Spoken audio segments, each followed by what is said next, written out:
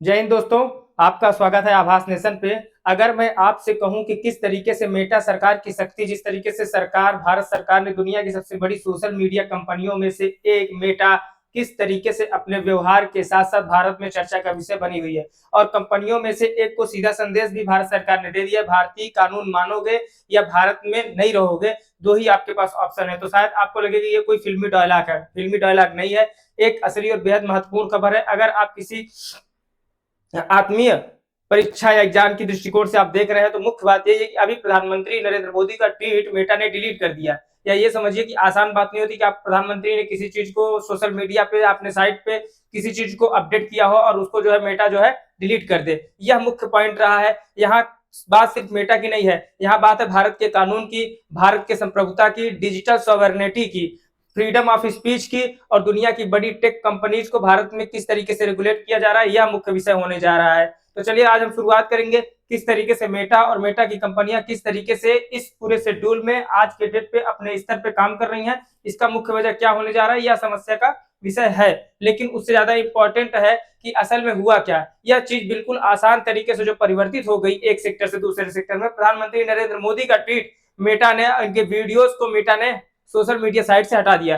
भारत सरकार और मेटा के बीच दूसरी, इसके पीछे कौन से कानून और किस तरीके के नियम कानून दोनों के बीच में काम करते हैं, आप इस पूरा जो सेक्टर है जिस प्रकार से इंफ्रास्ट्रक्चर का, वो किस तरीके से काम करता है, इस पूरे मामले को भारत के डिजिटल फ्यूचर पर क्या असर पड़ सकता है, मुख्य कहानी यहां से है। लेकिन पूरा आखिर में जो मुख्य सेशन आता है कि इसका जो पूरा एंगल है वो पूरी तरीके से हमारी संप्रभुता को, हमारी जो मुख्य मांग है इस बात को कि हमारी जो प्राइवेसी है उस पर कहीं ना कहीं आज आ रही है। सबसे पहले समझते हैं असल में किस सेक्टर से कहां से कहानी शुरू होती है। केंद्र सरकार ने मेटा यानी फेसबुक और इंस्टाग्राम, क्योंकि आप युवा पूरी तरीके से फेसबुक और इंस्टाग्राम पे लगा हुआ है, रात दिन वो 1.5 GB डाटा का जो टारगेट है पूरा कर ले रहा है। तो फेसबुक और इंस्टाग्राम में जिस तरीके से लगा हुआ, बेहद स्पष्ट संदेश सरकार द्वारा दिया गया है। और चिंता की बात यह है कि भारत में सिर्फ ग्लोबल पॉलिसीज के हिसाब से ही काम होगा, इसके अलावा कोई दूसरा नहीं है। जिस प्रकार से भारतीय कानून के तहत काम करना, मुख्य वजह बता दिया गया है कि अगर भारतीय कानून के तहत आप काम करेंगे तभी आपको यहाँ पे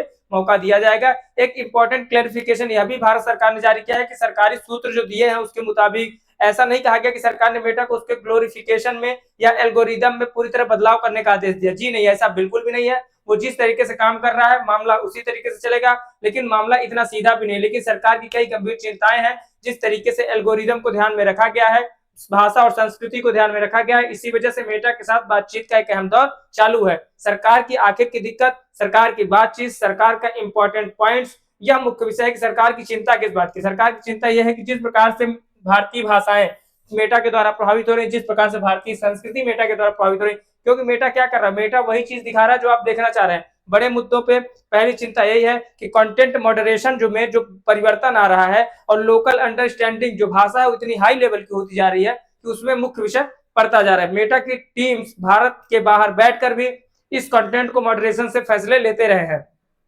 एक मुख्य मसला है कि एक बहुत जिस प्रकार से कंट्री में डाइवर्सिटी, हमारे यहाँ हर 2 किलोमीटर में पानी, हर 2 किलोमीटर बिजली, हर 2 किलोमीटर भाषा, हर 2 किलोमीटर हर चीज चेंज होती जा रही है। अलग अलग रीजनल सेंसिटिविटीज हैं, जिस तरीके से पूरा परिवर्तन हो रहा है। एक शब्द या एक तस्वीर का मतलब साफ साफ है, अलग अलग राज्यों में, कम्युनिटीज में अलग अलग चीजें हैं। हमारी संस्कृति, हमारी सभ्यता, हमारा कल्चर, सिर्फ इस बात का ग्लोबल पॉलिसी से एक सिचुएशन को समझा देना आसान नहीं था। यही वजह है कि सरकार चाहती है कि इंडियन यूजर्स से जुड़े मामलों को किस तरीके से इस पूरे परिवर्तन को पब्लिक के सामने प्रस्तुत किया गया। लोकल कॉन्टेक्स्ट, देखिए याद रखिएगा, जिस प्रकार से कहानियां लोकल कॉन्टेक्स्ट पे निर्धारित होती हैं वह विषय होने जा रहा है। और हटाए गए कंटेंट की हर गलत या विवादित पोस्ट, डीप फेक, एक मसला है डीप फेक का। आप देख ही रहे होंगे दुनिया में किस तरीके से डीप फेक प्रभावित हो रहा है और किस तरीके से डीप फेक का मामला प्रस्तुत होता जा रहा है। और हर सेंसिटिव कंटेंट को सिर्फ ऑटोमेटेड सिस्टम के भरोसे हटाना भी सही नहीं है। यही बात हम कई बार जानकारी इसकी देते रहे हैं कि जो ह्यूमन ओवरसॉर्बिलिटी है, ओवरसाइट, जो ह्यूमन ओवरसाइट है, इसकी जरूरत पर जोर देना बार बार सरकार ने भी जोर दिया है, सोशल मीडिया ने भी जोर दिया है। यहाँ जहां मामला है सेंसिटिव का, यहाँ इंसानी समीक्षा मुख्य विषय जो है, इंसानी समीक्षा होना भी चाहिए। और यहीं से ये मामला आगे जाता है, मामला आगे बढ़ता है, और आपके गवर्नेंस पे, भारत सरकार की पूरी पॉलिसी पर जिस तरीके से प्रभाव पड़ रहा है वह मुख्य विषय होने जा रहा है। एक बहुत बड़ा सवाल, मेटा आखिर है क्या, मेटा इस तरीके से क्यों कर रहा है। एक इंटरमीडिएटरी, एक पब्लिशर या एक छोटा सा फर्क, बहुत बड़ा कानूनी फर्क किस तरीके से पैदा हो रहा है भारत के आईटी एक्ट और इंटरमीडिएटरी रूल्स के तहत। यह पूरी कहानी, यह पूरा प्रोग्राम किस तरीके से संचालित हो रहा है। अगर कोई प्लेटफॉर्म सिर्फ यूजर्स का कंटेंट होस्ट करता है तो उसे परिस्थितियों में सेफ हार्बर और प्रोटेक्शन के साथ साथ पूरी कहानी को जिस प्रकार से आसानी से संचालित करना पड़ रहा है वह मुख्य विषय होने जा रहा है। यूजर्स ने जो कंटेंट अपलोड किया उसके लिए प्लेटफॉर्म को हर स्थिति में सीधे रिस्पॉन्सिबल नहीं माना जाता है। सीधा आप किसी भी एक आम आदमी को रिस्पॉन्सिबल नहीं मान सकते हैं। आप इस बात को देखेंगे जिस प्रकार से सेफ हार्बर प्रोटेक्शन, मतलब ये समझिए कि अगर आपने कोई चीज अपलोड कर दी है तो इस बात का ध्यान रखना चाहिए कि आप पूरी तरीके से आप इस पे जो है आपके ऊपर लोड नहीं दिया जाएगा। यूजर्स को कौन सा कंटेंट दिखाना है, यूजर्स कौन सा कंटेंट देख सकता है और यूजर किस कंटेंट के लिए जो है पूरी तरीके से रिफ्रेश होगा, इस बात की भी जानकारी दी जाए। किसी कंटेंट को ज्यादा रीच देनी है, किस कंटेंट को रिकमेंड करना है और पेड कंटेंट को प्रमोट करना है, यह भी वहीं से आता है निकल के। तो क्या यह सिर्फ एक इंटरमीडिएटरी है या फिर वह किसी हद तक एडिटोरियल रोल के साथ आगे निकल के आएगा।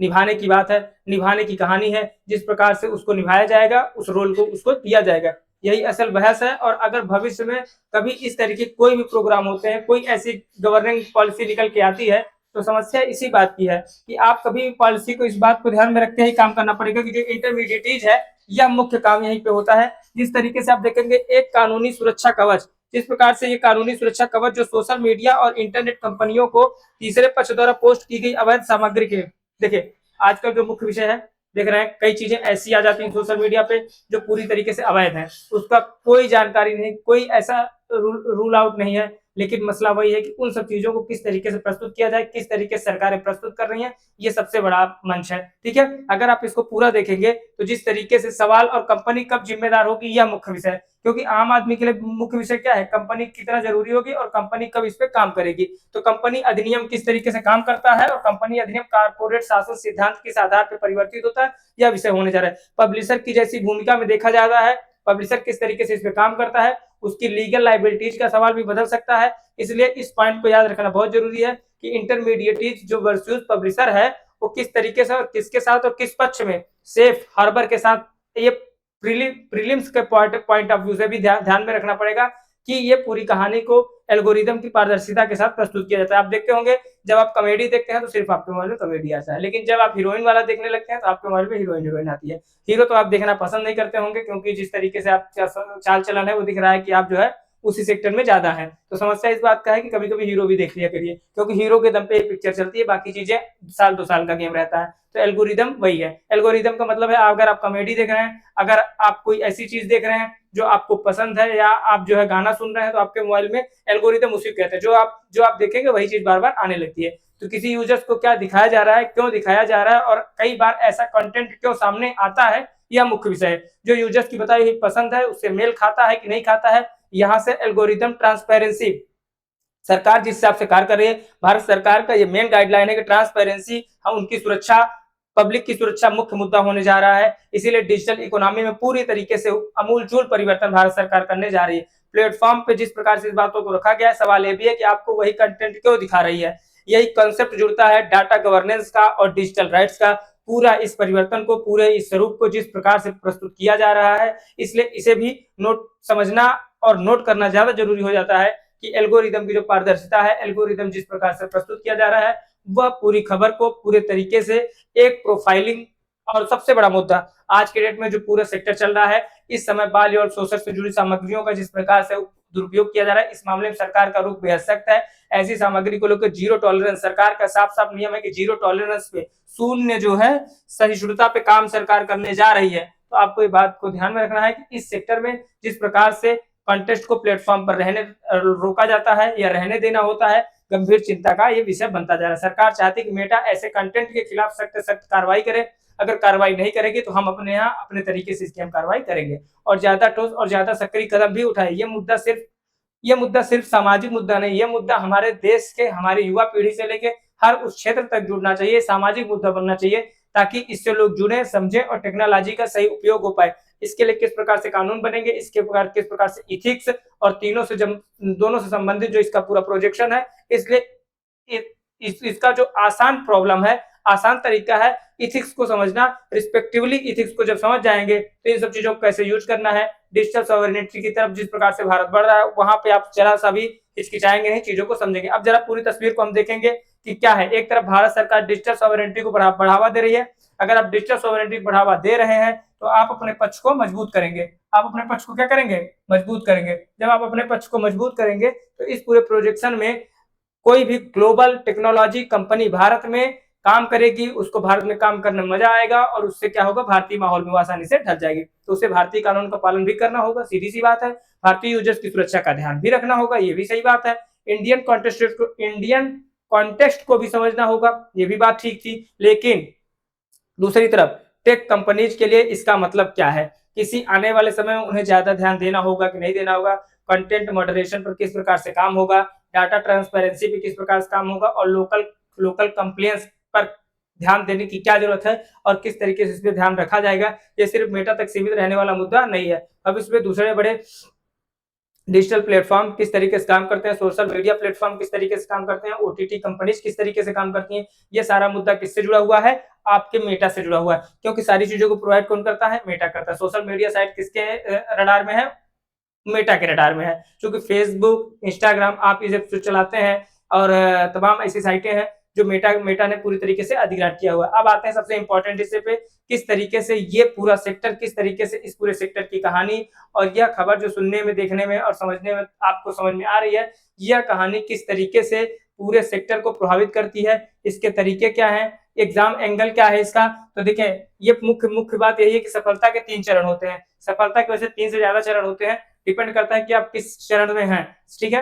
तो तरीका यही है। आईटी रूल 2021 क्या कहता है, आईटी रूल 2021 जब आया था तो उसमें कई तरीके के परिवर्तन लाए गए। इंटरमीडिएटरी गाइडलाइन क्या है, ये उसकी जरूरत क्यों पड़ी है, सेफ हार्बर क्या होता है उसकी जरूरत क्यों पड़ी है, और इंटरमीडिएरी के लीगल पोजीशन क्या है उस पर भी बातचीत हम करने वाले हैं। दूसरा, ये सवाल किस तरीके से दुनिया के सामने, भारत के सामने प्रस्तुत किया गया है, इसकी भी मुख्य विषय होने रहे हैं। और किस तरीके से इस भारत को किस तरीके से हम इससे बचाएंगे, भारत किस तरीके से डाटा गवर्नेंस की चुनौतियों से, डाटा गवर्नेंस के कार्यक्रम से और भारत में बिग टेक कंपनीज को किस तरीके से हम सुरक्षित रख पाएंगे, यह रेगुलेशन की बात है। लेकिन डिजिटल सॉवरेनिटी और फ्रीडम ऑफ स्पीच के बीच संतुलन कैसे बनाया जाए, सबसे बड़ा मुद्दा यही। अगर संतुलन नहीं बनेगा तो चीजों का जो है नुकसान होगा। इंटरव्यू और कंटेंट दोनों अब जब आप कंपनी में देने जाते हैं तो वहां आपसे ये बात को पूछा जाता है, जब आप जॉब अपॉर्चुनिटी चले जाते हैं तो सोशल मीडिया प्लेटफॉर्म में किस तरीके कंटेंट, किस तरीके से मॉडरेशन में हस्तक्षेप करना चाहिए, यह मुख्य क्वेश्चन बनता है। और इसी आधार पर आपको फ्रीडम ऑफ स्पीच और रेगुलेशन के बीच बैलेंस बनाने की